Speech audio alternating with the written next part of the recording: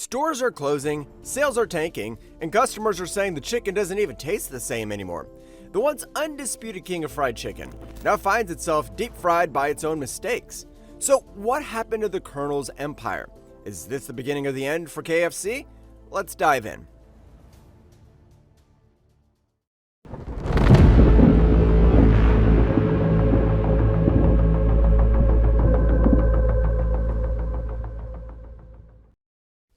Let's rewind for a second.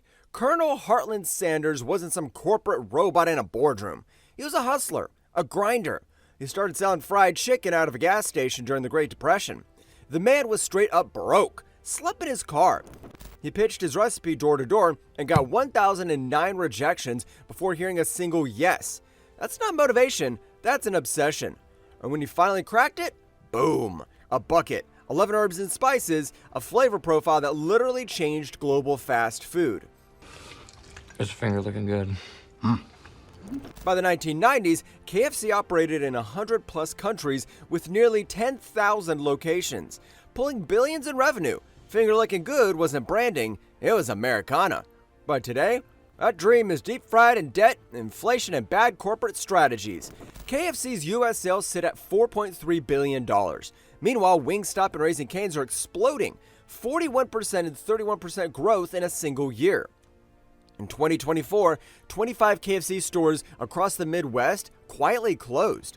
In Turkey, 280 stores evaporated overnight due to bankruptcy and boycotts.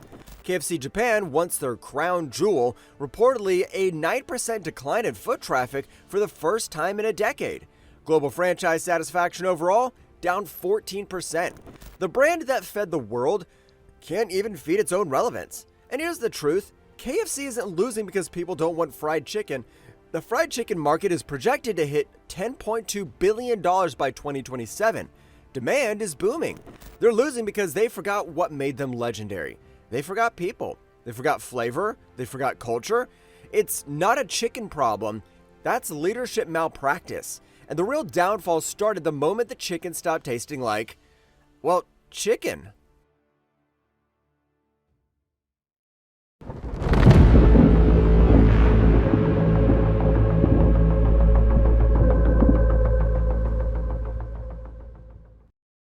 I want to say this straight. If your food doesn't rot, it's not food.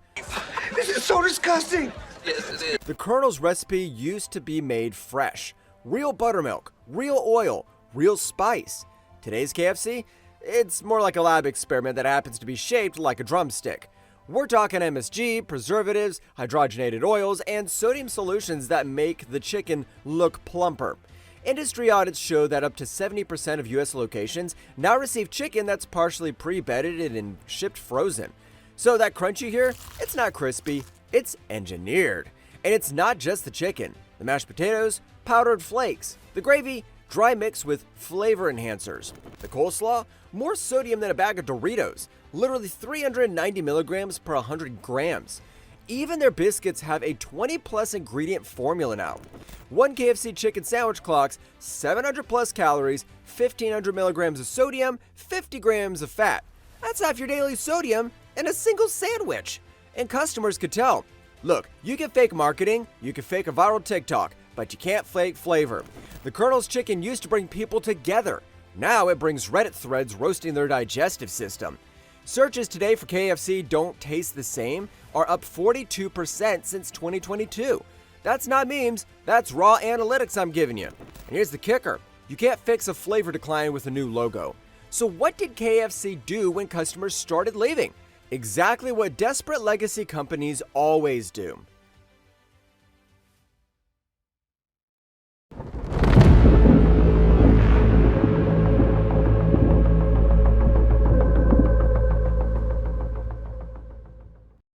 This is where it gets ugly. When bird flu hit in 2024, it wiped out 20 million chickens in a single quarter. What's wrong with you anyway? Bird flu. But there's a vaccine for that. Yeah, loaded with mercury and antifreeze. No, thank you. Prices exploded. Chicken became gold at KFC. Instead of innovating, just passed the cost to the customer. In the US, a 10-piece bucket of chicken used to be $9.99. Now it's $33.99. A 16-piece meal, $59 in some cities. You're not feeding a family anymore, you're taking out a loan for lunch. And it's not just inflation, it's shrinkflation. Smaller pieces, smaller sides, same price tag. TikTokers are literally showing family buckets that could barely feed one person. And those videos go viral because people feel it. A report showed the average fast food price increase in 2025 was 2%, but chicken alone rose more than 5%, with more hikes projected. Meanwhile, KFC's satisfaction score dropped to 75%, the lowest among major chains. Chick-fil-A, still up at 95%, Raising Cane's, 92%. That's not a coincidence, that's execution. Here's the thing most people miss. Every business goes through tough markets. I get it. But how do you handle those moments defines you. Instead of doubling down on quality, KFC doubled down on cost cutting. They chose short-term survival over long-term trust. And once customer trust is gone, you can't buy it back.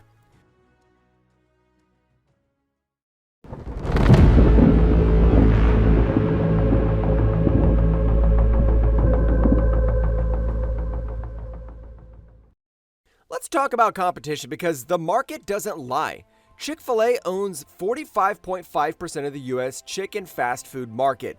They're like the Kobe of the chicken game. KFC, 11.3%. Can you believe that? The OG. They're not even number 2 anymore. They're 5th. That's not a drop, that's a cliff. Why? Because Chick-fil-A nails the fundamentals. Service, cleanliness, hospitality, efficiency, and a menu that hits every time. Their average unit volume, 8.7 million per store. KFC, they're under 1.2 million. That's 7 times less. 7 times! Popeyes brought flavor and culture.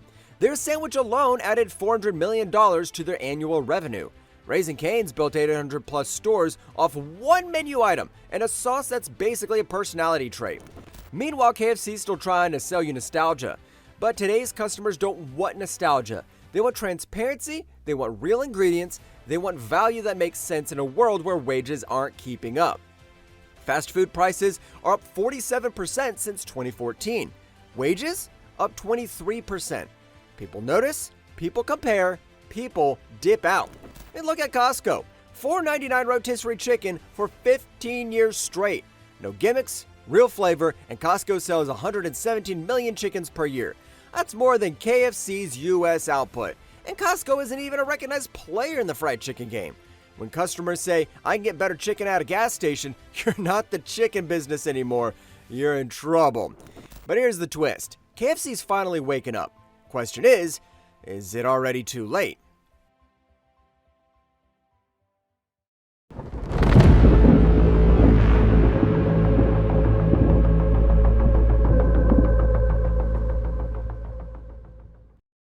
In 2025, KFC launched the Kentucky Fried Comeback. Free bucket, $7 Phillips, new sauces, new branding, KFC Saucy stores in Orlando with influencer-friendly menus. They're trying hard. New leadership, new ideas, a near total executive overhaul. 70% of the US leadership team replaced in 2 years.